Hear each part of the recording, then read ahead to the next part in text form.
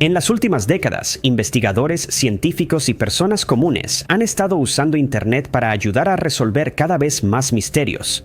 La información en línea puede ayudar a detener rápidamente a alguien poco después de un crimen o resolver un misterio de décadas que se ha desvanecido en la oscuridad. Número 10. Durante casi una década, uno de los códigos más misteriosos y sin resolver salió de un bolsillo secreto en un vestido victoriano.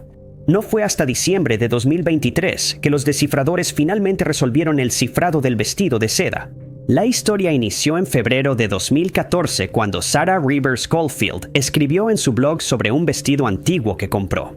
El blog de Sarah trataba sobre ropa histórica, por lo que la mayoría de las publicaciones hablaban de tela bronce, botones detallados y las alteraciones realizadas. Lo más interesante de la publicación fue lo que hallaron dentro del vestido. Sarah halló 2 bolas de papel en un bolsillo oculto e inaccesible al usar el vestido. Parecían recién lavados, pero aún se podía alisar el papel y leer lo escrito. La escritura no tenía mucho sentido. Cada línea parecía estar compuesta por una selección aleatoria de palabras que no encajaban entre sí. El autor también había anotado cuántas palabras contenía cada línea. Los ejemplos incluían Bismarck, omitir, follaje, Banco Book, forro rural del Cairo, Noob Johnson, ninguno hielo y Calgary, Cuba, desprotegido, refutar, Pato Fagan. Parecía haber algunos patrones con una tercera o cuarta palabra en cada línea, a menudo comenzando con la letra L o la palabra sustantivo, repetida en varias líneas. Pero eso no le dio mucha explicación a Sarah. Casi de inmediato, su publicación generó intriga, con expertos en criptografía ansiosos por intentar resolver el misterio. Algunos teorizaron que esto podría estar relacionado con la guerra civil, por la época y lo bien ocultas que estaban las notas. Otra suposición temprana fue que se trataba de algún tipo de código telegráfico. En ese tiempo, cada palabra en un telegrama costaba varios dólares, acumulando rápidamente gastos para quienes enviaban varios mensajes. Así que se crearon códigos que usaban una sola palabra para transmitir toda una oración. Los detectives de Internet que buscaban los mensajes telegráficos del cifrado del vestido de seda recibieron ayuda de Wayne Chan. Después de revisar 170 libros de códigos sin éxito, Chen encontró una respuesta en un libro. El código coincide con los que usaba el cuerpo de señales del ejército de los Estados Unidos para el clima. Los códigos meteorológicos iniciaban con una ubicación, usualmente en Estados Unidos o Canadá, pero a veces tan lejos como Egipto o Malasia, que seguían siendo de interés para el ejército estadounidense. Chen encontró un libro de códigos meteorológicos de 1892.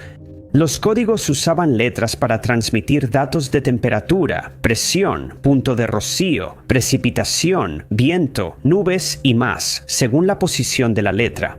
Por ejemplo, Bismarck, Omid Leafage, Buckbank describía el clima de Bismarck como 56 grados presión de 3008 punto de rocío de 32 grados. Día despejado, sin precipitación, viento del norte, atardecer despejado y velocidad del viento de 12 millas por hora. Aunque menos emocionante que un mensaje de la guerra civil, el hallazgo seguía siendo fascinante. Número 9. En diciembre de 1966, un adolescente descubrió los restos de una mujer entre la maleza en Tiburón, California. Pasaron casi 60 años para resolver el misterio de la identidad de la mujer. Pero incluso ahora, exactamente cómo terminó, ahí sigue siendo un misterio. A la mujer se le nombró Jane Doe del condado de Marin mientras se investigaba su identidad. La encontraron vistiendo un vestido de algodón rojo, una gabardina color marfil, un mocasín blanco y un reloj de pulsera Westclock. Nadie en la zona local tenía idea de quién era ella. Lo mejor que se pudo encontrar fue un bombero que afirmó haberla visto algunos meses antes de que la encontraran. El bombero afirmó que 3 meses antes, la mujer había llegado a la estación de bomberos de Trestle Glen. Ella dijo que no tenía dinero para un taxi y preguntó si podía pasar la noche en la estación de bomberos. Él se negó. Luego ella preguntó si podía prestarle su auto, a lo cual él también se negó. La mujer se alejó y nunca más se la volvió a ver. Después, el bombero avisó a la policía sobre la extraña mujer, pero no hallaron rastro de ella. Un examen de los restos de la mujer determinó que fue poco después de esto que la desconocida perdió la vida. No se pudo determinar cómo sucedió esto. Alrededor de la misma época, Dorothy Valancourt dejó de contestar las llamadas de sus hijos. Dorothy tenía casi 50 años y era madre de 7 hijos cuando desapareció. Había nacido en Australia y trabajó como enfermera durante la guerra. Ahí conoció a su futuro esposo, un infante de marina estadounidense de permiso. Se casaron y después de la guerra, ella se mudó a Estados Unidos con él. Tuvieron varios hijos, incluida su hija Penélope. En 1960, Dorothy y su esposo se divorciaron. Ella tuvo problemas con el alcohol y los niños iban entre orfanatos y el cuidado de sus padres. En 1964 se casó con el alemán Hermann Hesse. Se sabe poco de Hesse, pero según Penélope, decía haber luchado por Alemania en la guerra. Fue un hombre violento que una vez fue arrestado por intentar dañar a su hijastra. Los niños volvieron con su padre y Dorothy se quedó con Hesse. Dorothy seguía en contacto con sus hijos, pero a finales de 1966 dejó de comunicarse con ellos. Ella desapareció de San Francisco y nadie sabía qué le había pasado. Nadie relacionó a la Jane Doe hallada en el condado de Marin. Unos meses después, Penélope nunca dejó de preguntarse qué le había pasado a su madre. Era un misterio que quería resolver, pero no era uno que estuviera intentando resolver cuando finalmente llegó la respuesta.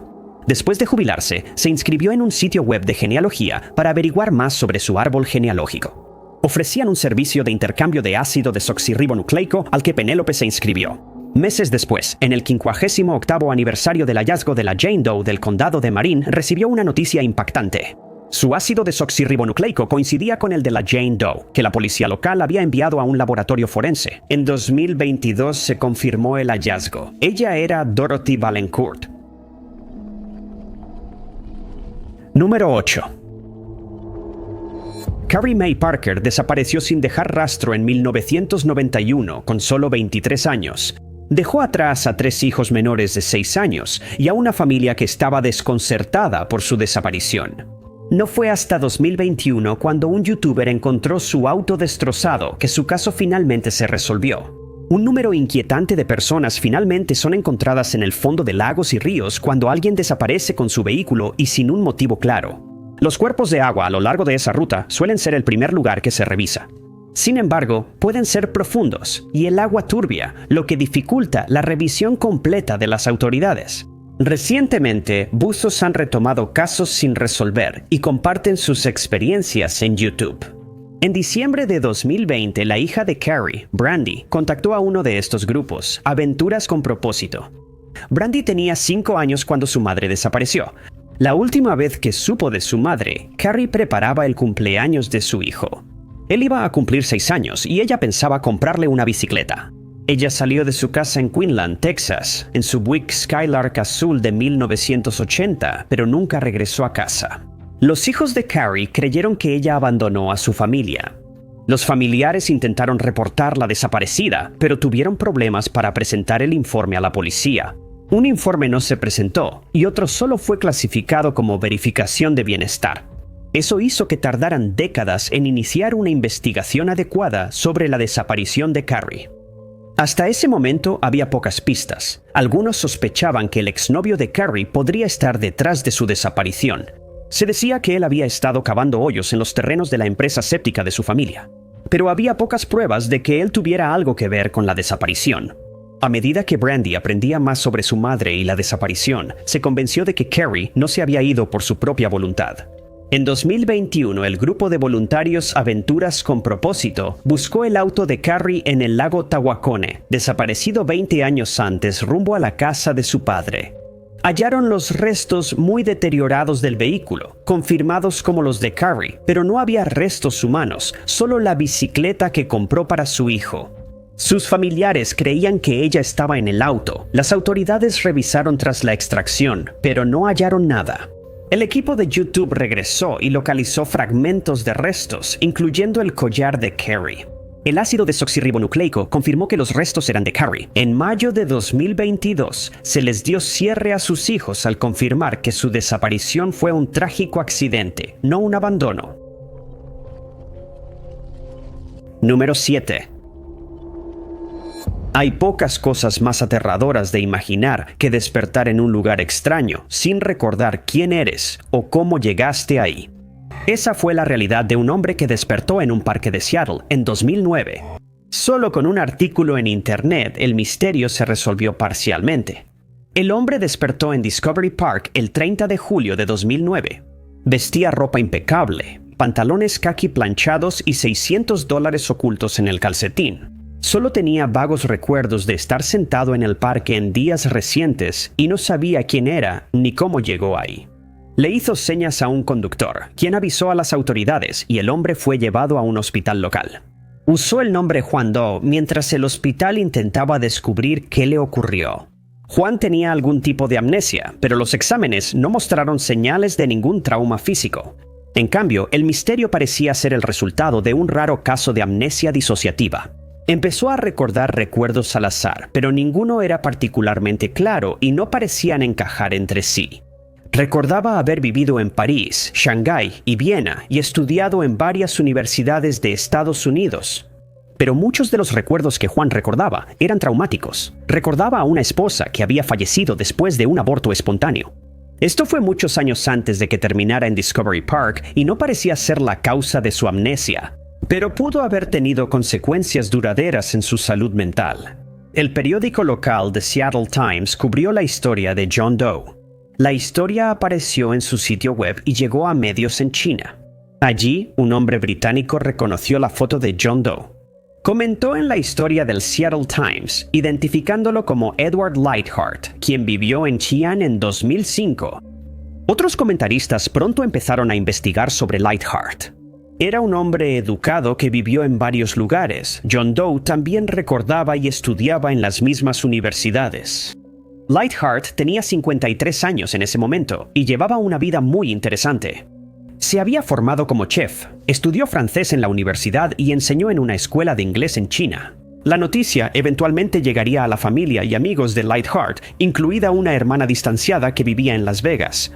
La hermana dijo que Lightheart vivió con ella alrededor de año y medio. Él quería trabajar en el extranjero otra vez y no iba a conformarse con un trabajo en la zona local. Eso la frustraba porque no estaba ayudando a pagar la renta. Lightheart se fue repentinamente en julio, dejando todas sus pertenencias, incluyendo su computadora. Su hermana afirmó que no era inusual que Lightheart la dejara durante 8 o 10 años antes de regresar. Aún así, intentó reportar la desaparición, pero no lo logró. También dijo que Lightheart tuvo problemas emocionales un tiempo. Cuando recibió esta información, John admitió que él era Lightheart, o al menos reconoció que el hombre en las fotos de Lightheart era él mismo. Pero no podía recordar ninguno de los nombres ni los detalles que le estaban presentando.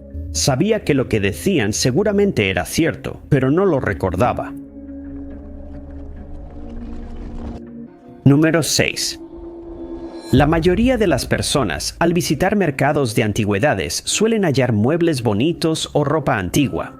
Pero cuando Oliver Barnes notó una pequeña bolsa en la esquina trasera de una tienda en Salisbury, Inglaterra, se topó con un misterio que estaba esperando ser resuelto. Barnes es un apasionado de la fotografía, por lo que hallar la cámara antigua ya fue un hallazgo impresionante. La cámara era una Kodak Pocket número 1, producida por primera vez en los años 20. Utiliza negativos de 6x9 centímetros y su tamaño grande permitía a los fotógrafos de hace 100 años capturar escenas con gran detalle. Para la época, Barnes, fascinado por las cámaras de rollo, se emocionó al encontrar película en este antiguo hallazgo. Además, la película ya se había usado. Esto significaba que quizá había hallado fotos de hace 100 años, llevó la película a un especialista para revelarla. Al principio, temía que exponer la película a la luz del día hubiera arruinado las imágenes capturadas. Este tipo de película es muy sensible a la luz, y muchas fotos históricas se han arruinado de esta manera. Afortunadamente, la curiosidad de Barnes no causó ningún daño y la película pudo ser revelada correctamente. El experto creía que la película en realidad era de un tipo que no entró en producción hasta finales de la década de 1950. Era posible que los fotógrafos tomaran notas en esta película, con fechas y lugares que a menudo se registraban junto al negativo. Pero lamentablemente no fue así.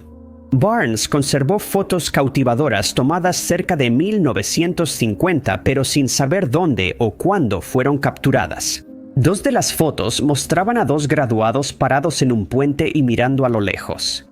pero las fotos más intrigantes eran aquellas que mostraban a una multitud de personas reunidas en una calle, que por lo demás era común y corriente. Barnes compartió las fotos en Facebook con la esperanza de que alguien pudiera resolver el misterio. La calle y la foto fueron reconocidas como un lugar en el pueblo de Chipping Sudbury, frente al Hotel Portcullis. Un monumento a los caídos en la calle confirmó que las imágenes son posteriores a la Segunda Guerra Mundial. Frente a la calle, entre la gente, un equipo de noticias preparaba una cámara para grabar. Un comentarista señaló lo que parecía ser un auto con chofer y sugirió que podría tratarse de una visita real de algún tipo, o posiblemente una visita del alcalde. Otras sugerencias incluían la posibilidad de que la multitud se hubiera reunido para presenciar un evento del ejército estadounidense que estaba estacionado cerca. Pero no hay evidencia de nada de esto en los registros históricos. Las imágenes se viralizaron y salieron en noticias locales de la British Broadcasting Corporation. El misterio se resolvió pronto. En 1948, Margaret Good dio a luz. Un día antes de dar a luz, descubrió que esperaba cuatrillizos. Fueron los primeros cuatrillizos sobrevivientes nacidos por cesárea, y los 4 estaban tan sanos que pudieron irse a casa semanas después. Según una chica, no podían ir a ningún lado sin llamar la atención.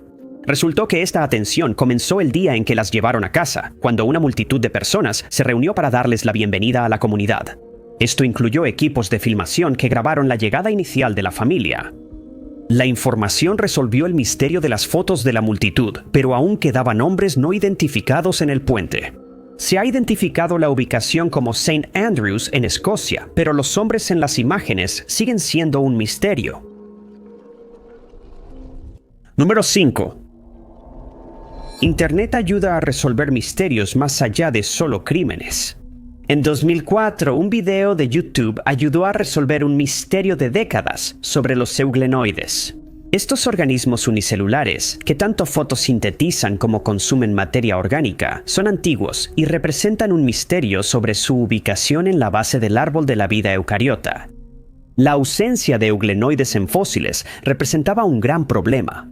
Los investigadores creían que los pequeños y duros microfósiles, antes confundidos con algas o esporas de helecho, eran en realidad quistes de euglenoides.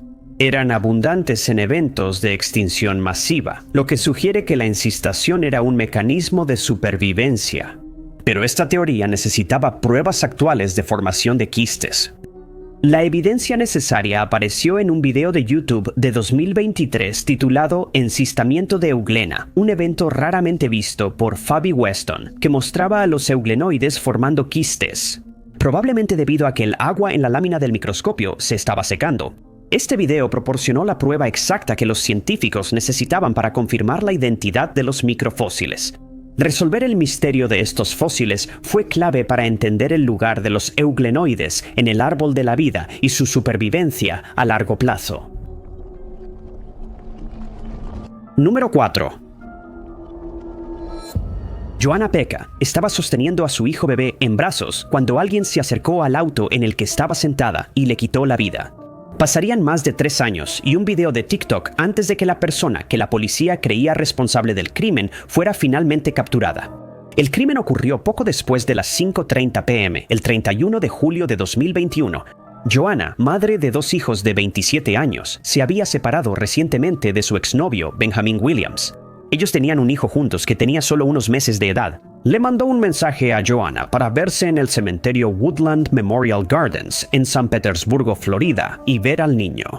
Era una petición extraña, pero la hermana de Williams estaba enterrada en ese mismo cementerio, así que Joanna asumió que solo era un lugar conveniente para él. Ella llegó. Su hijo de 4 años, de otra relación, estaba en el asiento trasero. Joanna había sacado a su bebé de su asiento y lo tenía en brazos cuando alguien se acercó a la ventana. Los testigos oyeron un disparo y corrieron a la escena. Descubrieron que Joanna recibió varios disparos, pero los niños no resultaron heridos. La persona responsable huyó de la escena antes de que la policía pudiera llegar. La policía buscó pruebas de quién podría haber cometido un crimen tan horrendo. Al revisar el teléfono de Joanna, encontraron rápidamente los mensajes de Williams. Él se convirtió en su principal sospechoso, pero ya no se le podía encontrar por ningún lado. El caso rápidamente atrajo la atención de los medios. Joanna fue descrita como una madre amorosa y una persona confiada. Según su propia madre, le encantaba jugar con sus hijos y tenía una sonrisa que sería muy extrañada. La recompensa por información fue aumentando con el tiempo y el perturbador crimen apareció en las noticias locales y en el programa de televisión En busca de la justicia con Juan Walsh. Un año después del fallecimiento de Juana, se esperaba que la atención adicional finalmente pudiera aportar el avance que la policía necesitaba en el caso. A Williams se le consideró armado y peligroso. La familia de Juana estaba especialmente asustada, ya que ahora cuidaban de sus hijos y temían que él pudiera intentar hacerles algo. Williams también era considerado una persona de interés en varios otros crímenes, incluyendo casos donde personas habían perdido la vida. Las autoridades no compartieron los detalles de estos crímenes. A pesar de los llamados, no hubo señales del hombre buscado. Jasmine Alexander cubrió el incidente en su cuenta de True Crime en TikTok, compartiendo noticias locales. El video de TikTok fue compartido cientos de veces.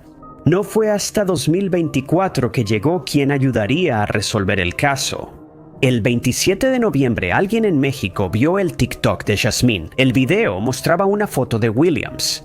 Tenía el cabello corto y barba, y el testigo aseguraba que su rostro parecía el de un hombre. Sabían que este hombre tenía rastas, pero estaban seguros de que era el mismo. El testigo contactó a la embajada en México y alertó a las autoridades sobre el individuo. Fue arrestado y las autoridades confirmaron que era Benjamin Williams. Williams fue extraditado a Estados Unidos y desde su arresto ha habido pocas actualizaciones sobre este caso y parece que técnicamente aún podría no estar resuelto.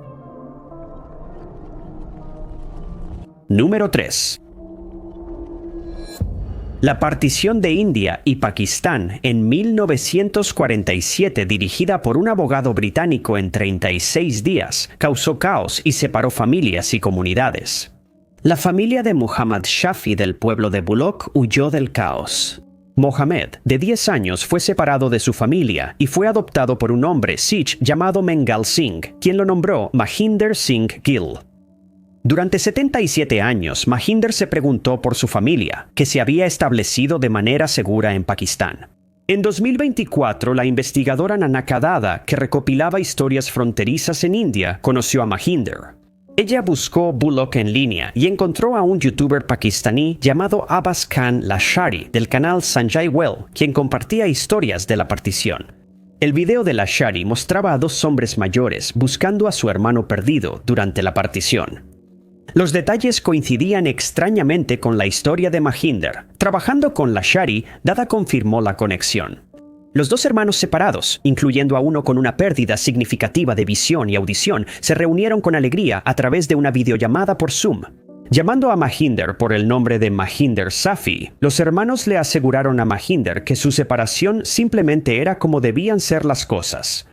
Aunque el misterio se resolvió, las tensiones persistentes entre la India y Pakistán hicieron difícil una reunión en persona, aunque la familia mantiene la esperanza de que algún día volverán a reunirse.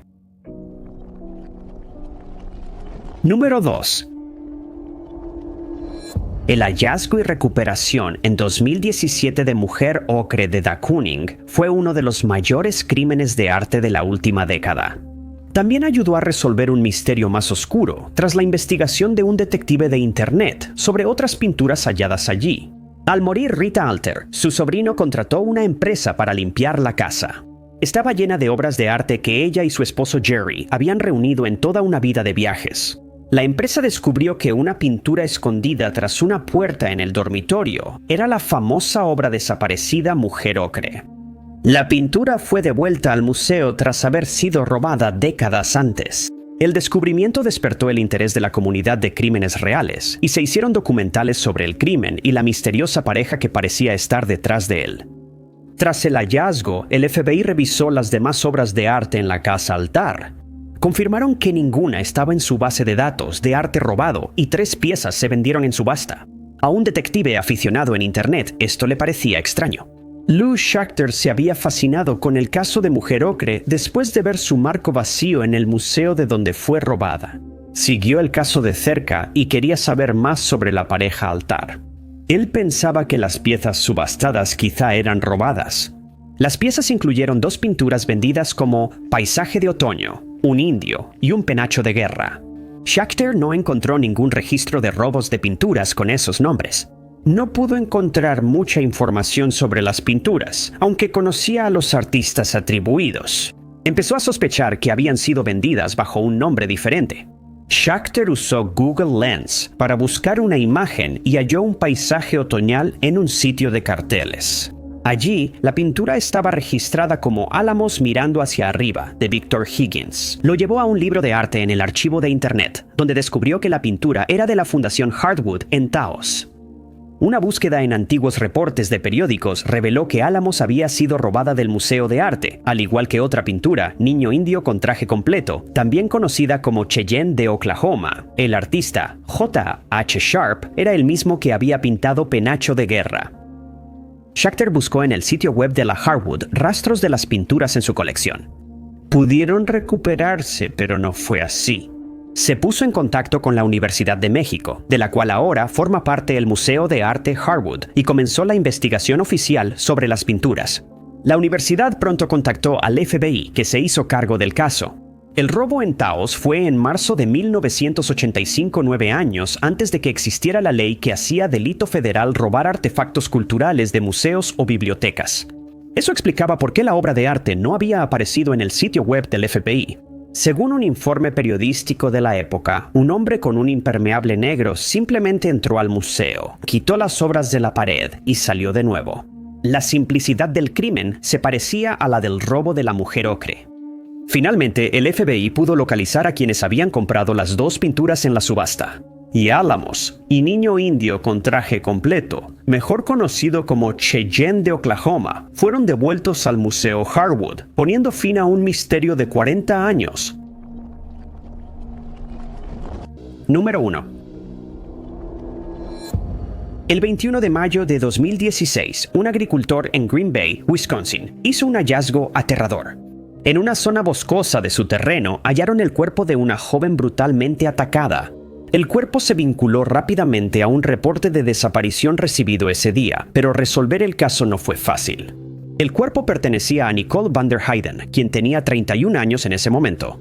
Nicole, madre de 3 hijos, era recordada como una luz por sus amigos y familiares.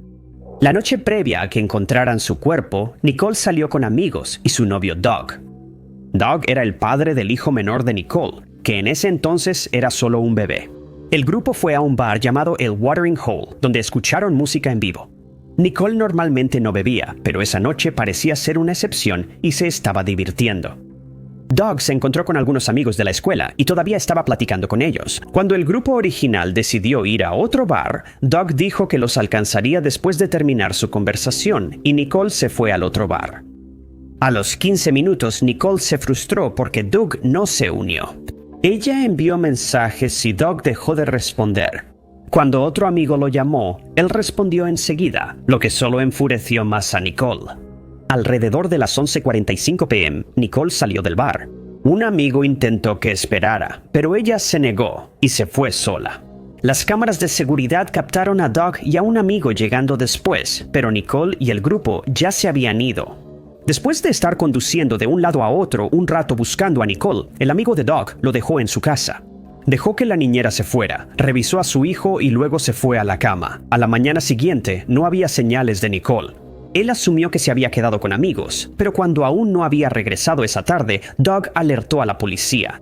Para entonces, ya habían encontrado su cuerpo y Doug era el principal sospechoso.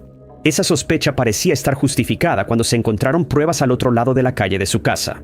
Había indicios de pelea y evidencia de que alguien resultó gravemente herido.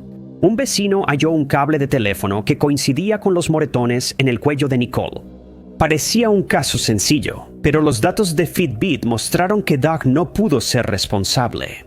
Mostró que él permaneció en casa después de dejar ir a la niñera y solo registró una docena de pasos esa noche. La evidencia de ácido desoxirribonucleico encontrada en el cuerpo de Nicole tampoco coincidía con Doug. Pertenecía a un hombre desconocido. Se envió a las bases de datos de la policía y se halló una coincidencia. El ácido desoxirribonucleico pertenecía a Jorge Esteban Birch. Semanas después del ataque a Nicole, Birch participó en un caso de atropello y fuga. Le entregó su teléfono a la policía para probar su coartada y ellos clonaron el dispositivo como parte de la investigación. El dispositivo le dio a la policía en el caso de Nicole información valiosa. Estaba vinculado a una cuenta de Google. Con el panel en línea de Google, la policía rastreó los movimientos de Birch esa noche. El registro en línea indicó que él fue a la casa de Nicole la noche del ataque. Estuvo ahí 15 minutos antes de ir al lugar donde hallaron su cuerpo. Luego fue a donde la policía halló las pertenencias de Nicole y finalmente volvió a casa. Birch confesó que llevó a Nicole a casa esa noche. Se encontraron en otro bar y coquetearon por un rato afuera de su casa. Él afirmó que Doug los encontró y atacó a Nicole, luego lo obligó a ayudar a esconder su cuerpo. La evidencia de ácido desoxirribonucleico, así como los datos del Fitbit de Doug, demostraron que esto no era cierto. Birch fue declarado culpable de quitarle la vida a Nicole y sentenciado a cadena perpetua. Muchas gracias por vernos. Si les gustó este video, asegúrense de darle like. No olviden suscribirse y activar la campanita para recibir notificaciones de nuestros próximos videos. Pero mi nombre es Top 5 Desconocidos, nos vemos en el próximo video.